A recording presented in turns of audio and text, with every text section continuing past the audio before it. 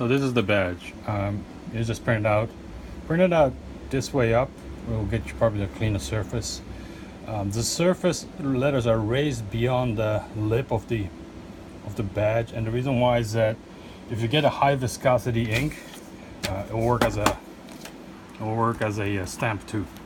And in my case, I just had to use some oil-based paint because this is hard PLA and it doesn't really soak into the ink for it. But if you have something like a softer material, any ink pad should work theoretically.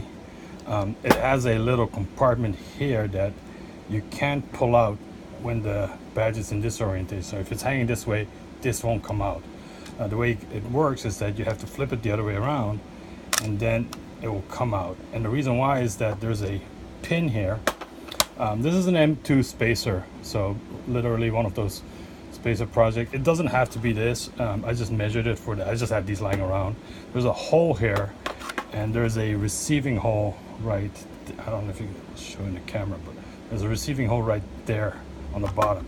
So when it's in this orientation, it will just kind of stick out and block it from sliding.